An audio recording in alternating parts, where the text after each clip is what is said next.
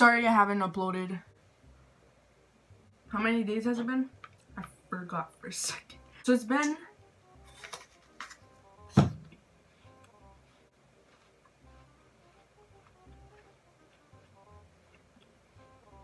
two days.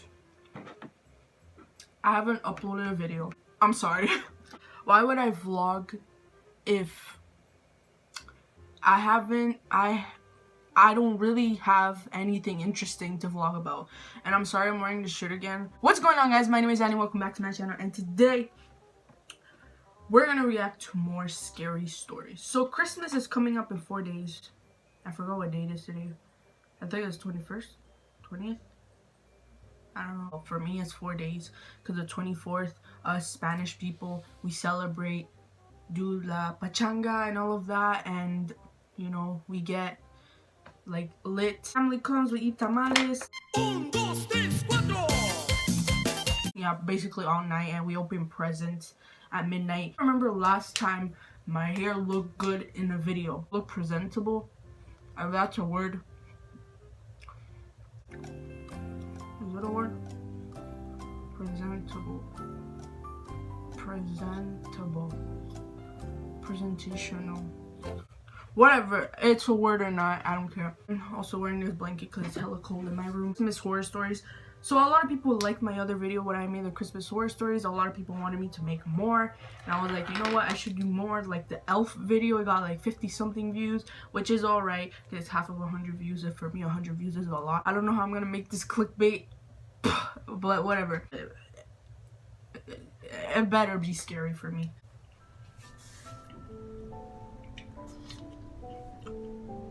True Christmas story. Story number 1, Arthur. Story number 2, Anonymous. Story number 3, Ranger Jeep. This in New York.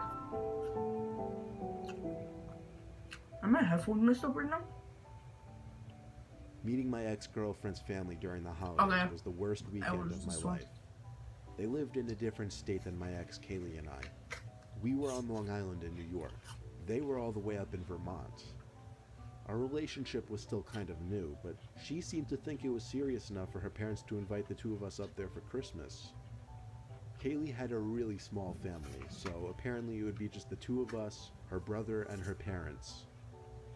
Pulling up to the house was a pleasant surprise. The house was beautiful, and it stood on a huge, well-kept property secluded from any other houses. As Kaylee and I got out of my truck, our parents came out to the porch to greet us. First impressions, they seemed friendly and weird. An unexplainable type of friendly. The father didn't smile, but he shook my hand, patted me on the back, and said it was great to meet me. The mother hugged me, showing a lot more emotion, but something about her face was a bit off-putting. She had a really wide smile that seemed a bit exaggerated. The house was as beautiful inside as it was outside. It had a wooden lodge type atmosphere to it. A little while later, I met Katie's brother Paul, who got home from work. He was a really socially awkward dude. He had a bowl cut and had a whole tattoo sleeve running up his arm. We had dinner, which was awkward at certain moments, but other than that, it was kind of normal. After dinner, we watched a Christmas movie in the living room. I tried not to make eye contact, but I could tell Paul kept looking at me for extended periods of time. Pause. Don't tell me this man just straight up with his girlfriend. He's like this.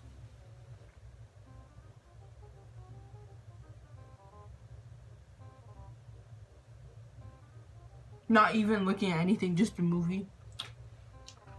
Different occasions. At one point, I finally looked back at him, and we locked eyes for like 3 seconds before he turned back to the TV. He was giving me the most judgmental stare I'd ever seen, and it made me only more uncomfortable. At the end of the night, Kaylee and I were in the guest room, which had an attached bathroom. My apple failed. Kaylee was in the bathroom. She left her phone on the nightstand. I saw she got a text from her mom, and for some reason, feeling a bit snoopy, I got up to read it. It was not at all what I was expecting, and it changed the whole night completely.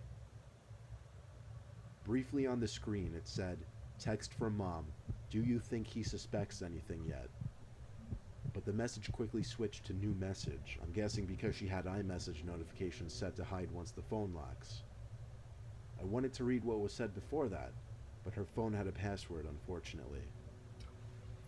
I could actually feel my heart pumping now. Is this some Kaylee came back Get into Out the room. looking I kind of ass gave her story? the cold shoulder because my mind was racing. She seemed to notice. She was texting on her phone for a bit before turning out the lamp and going to sleep. I couldn't sleep though. I was rolling around for hours wondering what that text meant and if it was about me. And what the hell was up with her brother? It was exactly 2 in the morning when I heard Kaylee get out of bed, but she was doing so very quietly. Normally I'd find this to be a kind gesture, but under the circumstances, I was finding this suspicious now. I didn't move. I pretended to still be asleep. I heard her come to my side of the bed and stand there for a few moments, then leaving the room and walking downstairs. Then I heard someone else walking downstairs, and then another person. Bruh. Something was going on. I went over to the top of the stairs to listen to what was going on downstairs. There was a bunch of talking, but in very low voices. I walked down a few stairs quietly. The talking was coming from the dining room by the stairs. It sounded like they were planning something. I heard Kaylee say something like, "When I go back up, you stand by the door." Then I heard her brother say something, but what was going on was really starting to hit me in the face, or at least what I think was going on. I went back to the room to grab my stuff and leave. As I was grabbing the keys, I noticed something in the corner of the room.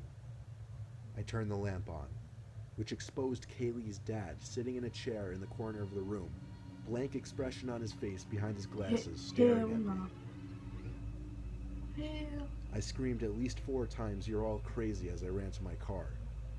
I put the car in drive, practically before the car was even fully on, and floored it out of that long driveway back to That the road. transition I didn't scared stop me, bro. once except for gas.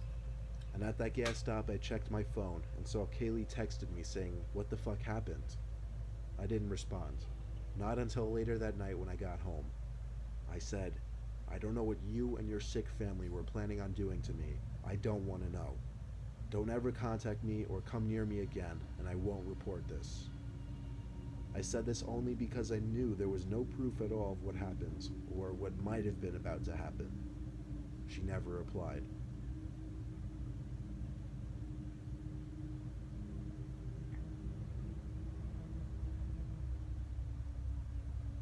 Pause. You're telling me this girl should try to like hit you with that Get Out thing? What if they were trying to do a surprise to you or something? I'd be like, bro, why is this girl acting weird? Why is her family like this? Like chill. Like honestly I'll act the same, but still, like, you never know what could have happened that day or what could have happened in that moment. It looks like the Get Out movie, if you guys haven't seen that. The main character is a black guy who was going out with a white girl, and the white girl said, "Let's go to that family's house," and then the family's house, I don't know, they were crazy. I'm not being racist to white people, but in the thing, they were crazy white people family. The girl was crazy. They wanted to kill him or do something to him, and then you guys have to watch the whole movie to get it. That movie was actually good, honestly. I went to the movie and saw it with Jesse, and Jesse's like, "Black power," and then the whole audience clapped and then they laughed. Right now, Christmas tree. It was Christmas Eve night, 1 in the morning. I was in our den watching TV because I always like to stay up extra late on Christmas Eve. To make things more festive and cozy feeling, it was during the snowstorm. I left the window open and the backyard light on just so I could also have the view of the snow in the backyard. We don't even have snow. I was focused on All the the snow TV melted at the for moment, us. but through my peripheral vision, I thought I could briefly see something in the backyard. I turned to the window, but besides the falling snow, there was nothing going on out there. Still, I got up and went to the window just to be sure. Nothing. I sat back down on the couch, but now I was constantly checking the window to see if anything was outside. About 10 minutes later, I calmed down and forgot about it and reverted my full attention back to the movie. This man just like... Then I heard, loud and clear, the backyard gate slam shut. Now I almost knew someone was back there. I slipped on my shoes and a jacket and went out to the backyard to check it out. There were boot marks in the snow, leading from one gate across the yard to the other gate. I was not feeling brave enough to follow them, so I went back inside. As I was taking off my boots and jacket, I saw a track of wet, muddy snow on the den carpet, leading from the office to the hallway that led to the living room. That was also the way to my parents' room. First, I had to go to the office to see how they broke in. Again. So I followed the boot marks to the office without turning on any lights to make my presence known. Hit it up. I was expecting to see one of the windows busted open, but everything was intact. Then I realized the boot marks didn't start in this room. They ended in this room.